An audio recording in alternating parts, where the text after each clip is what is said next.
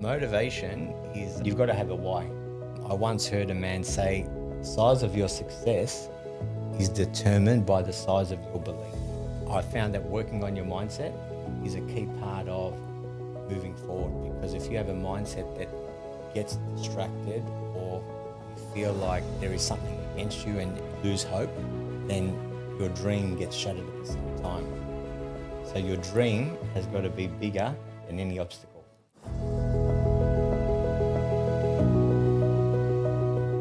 Welcome to my podcast, My Migrant Soul. This is Imran Abul Kashem, serial entrepreneur, former journalist, and personal branding expert. I have my migrant background. I have lots of story to tell. I know every migrant, they have a story. Story of struggle, a story of resilience, a story of a success. So today I have a very special guest.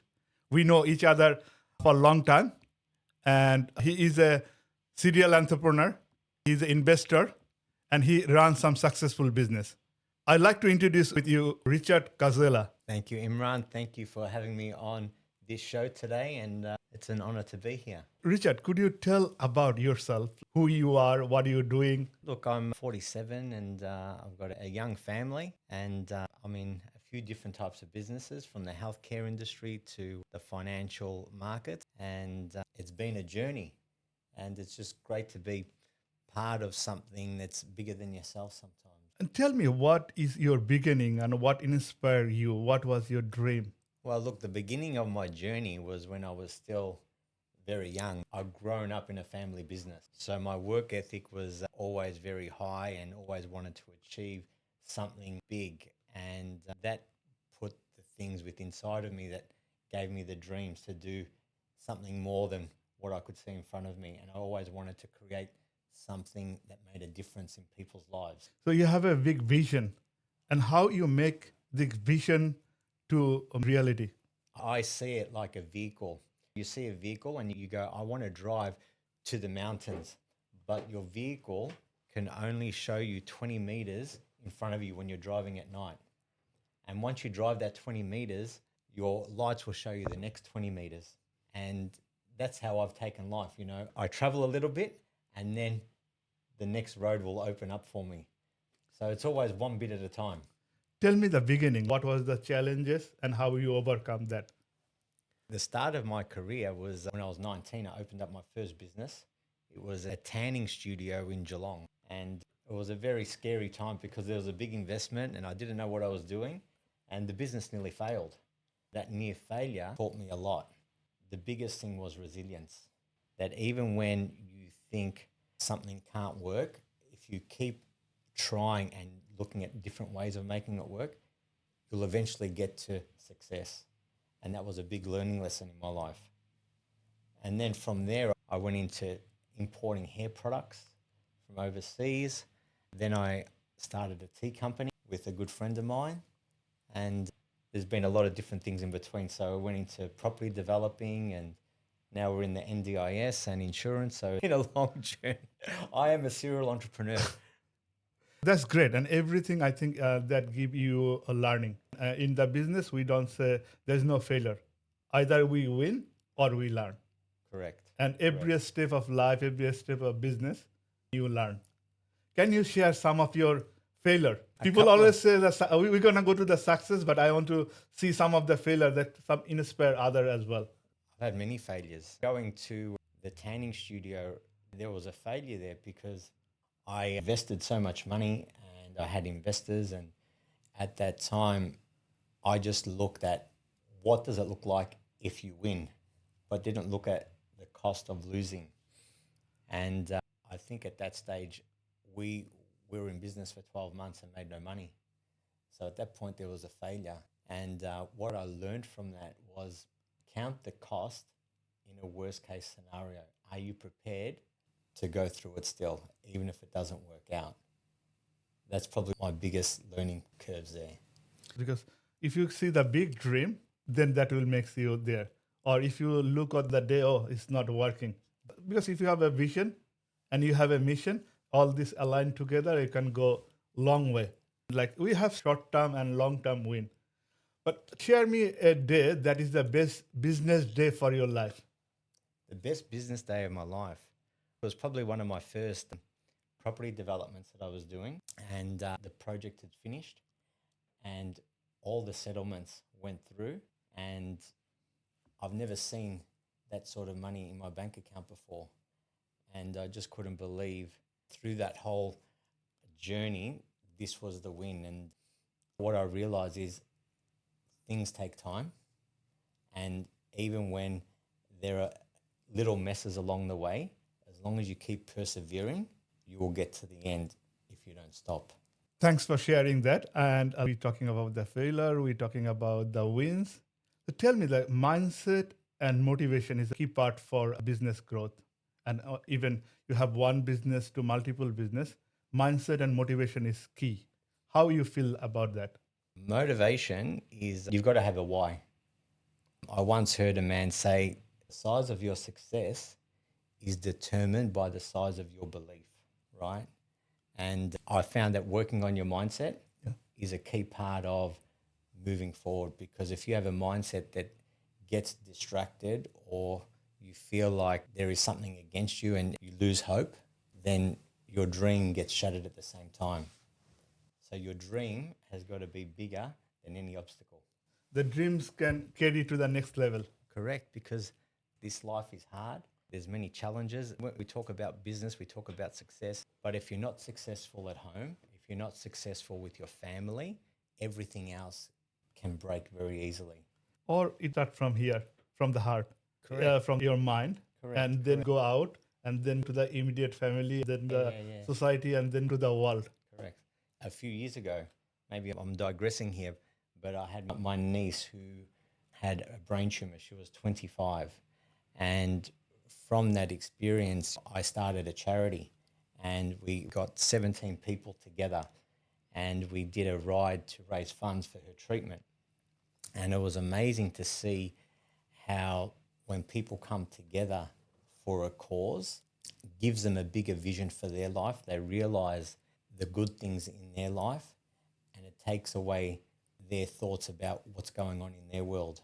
And I think it's important as people in business, or not even in business, is that sometimes think about others. And when you're thinking about others, you don't realize what it does to yourself. Definitely. But in this business life, we have lots of challenges. COVID is one of the long lifetime event for us. So it has a challenge, is an opportunity. But one of the things in business, you need innovation and creativity. How it works for your businesses? Look, in my business, you've always got to be thinking outside the box. And I realized by speaking with other people in different industries and always learning something, I found that when you're open to hearing people, that's what makes a difference in your business, because there's always something new happening. But if your mind's shut off to anything new, you're never going to learn anything. So I think being open to people around you is very big. So tell me something like you have implemented in your business when you have a problem or struggle, and through innovation, through doing something, help you to get out from that problem. Look, in our NDIS business, what I found was we got into a stage where we were a new business, and you've got people that are relying you to be paid every week, and you need to bring business in. And if you're not bringing enough business in, you can't pay the people, right? And we weren't bringing in enough business at the start. So I realized the key in that industry was, do I have the right people connecting with the participants? And I realized I didn't have the right people. And sometimes in this space here, I go, what industry am I in? What is the pain point? And do I have the person that can connect me with those people and that are trustworthy? And in that industry, I didn't have that person. So I realized getting the key CEO in that role, and then being able to market that person to let them know that there was something that changed our business. So in that instance, it was having the right person and having the marketing. Also, learning curve from me. I have that same situation. We have a business in different part. If you want to change, which part you going to change? You're going to start from the bottom or you're going to start from the top? I think that is one of the good suggestion I get from my mentor as well, starting from the top. That will go downwards. Correct. If your top management are motivated, powerful, and doing extra job, then the bottom will also do. That is one of the learning I get. But tell me about people wants to like Richard Cozzella. What they need to dream? What is your advice for all the dreamers?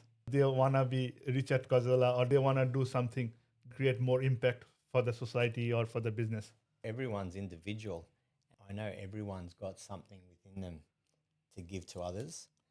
If you're hearing this podcast today, it's about being true to yourself and working out how your idea can impact or solve a problem, because everything that we do is about solving a problem. Why was the chair created? Because people didn't want to sit on a rock anymore. Yeah. Someone solved the problem, right? Everyone has got an idea that will solve a problem or enhance someone's situation. So the key, how do I get around the person to unpack my idea? How do I brand myself? How do I get around the right people? And they're the questions you need to be asking yourself. I work with the personal branding space, and the three things we like to establish in that personal branding section is your authority and expertise, your result and proof, authenticity and trust. Yes. If you can build that sixth thing, automatically your personal brand will go higher. So that's something like how authentic you are and how people trust you. I totally agree, Imran. And I think the biggest thing that you said is trust, because right now in the digital age that we're living in, there is information coming to us at 100 miles an hour. And people want to feel they want to do business with people that they can trust and people that they can research on and find credentials. And part of what you do, personal branding, really helps that, because it gives you the authority, it gives you the trust.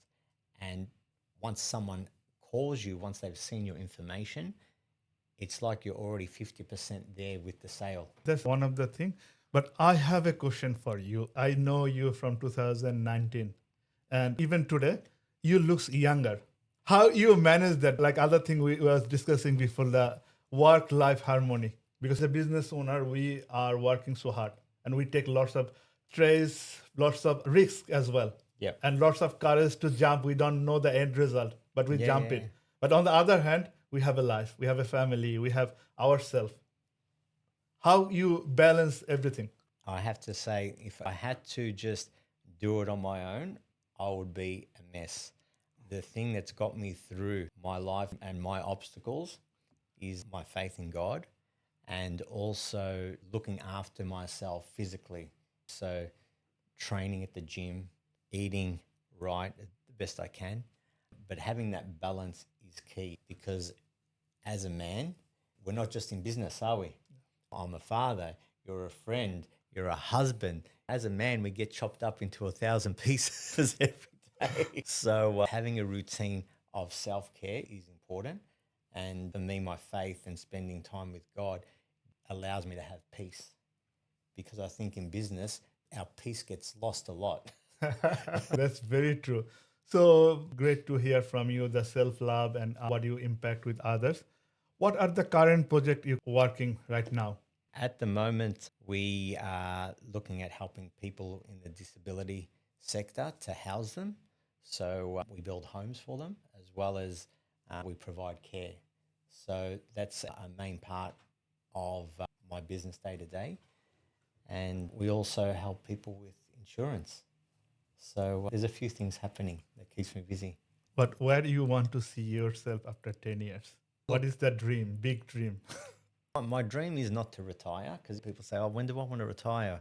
I think in 10 years, I want to be in a position where I can be a mentor to others, help others, and give value to people from the things that I've learned, and help people achieve their goals. What legacy you gonna leave? Sometimes we regret something like that we haven't done, because we are the dreamers. Yeah. We dream a lot. Yeah. And with doing, we can do that. And also like something you dream, you make it. So what is your bigger plan for yourself next 10 years? It could be publishing a book. It could be dream buildings. It could be have a dream company. You can be early retired and staying anywhere in the world and doing business. In the next 10 years, I'd like to increase my personal brand because, as we're sitting here, I'm thinking, you know what, Richard, you could be doing this, you could be doing that. And I want to be in a position where I'm able to help people get to where they want to be. But for me to do that, I need to be in a position where everything that I'm dreaming of is working. So I'd love to be still increasing my NDIS business. I want that to flourish and to be able to help more people, not only in Victoria, but Australia-wide. So love to go national with that. And being able to mentor young kids, because the young kids are our future. So I've got a passion to be able to help kids with their dreams and how to unpack what talents they've got. What about the charity? The charity that I had was actually specialized with people individually that we gave to them. But we've been speaking about that, and there's a part of me that wants to start a new charity. I don't know what it's going to be yet and which cause, but there's definitely something that I want to explore in the future. Thank you for sharing, Richard. It was a lovely conversation. I think the listener, you will get lots of value, lots of golden nugget from what he shared. And thank you so much for your time today. Thank you, Imran. It's been a pleasure. Thank you for listening my Migrant Soul podcast of this episode. I believe every migrant has a story, and I'm grateful I can bring them in my podcast and you can listen to their story. If this story you think someone need to listen, feel free to share it and subscribe my channel. See you in our next episode. See you then.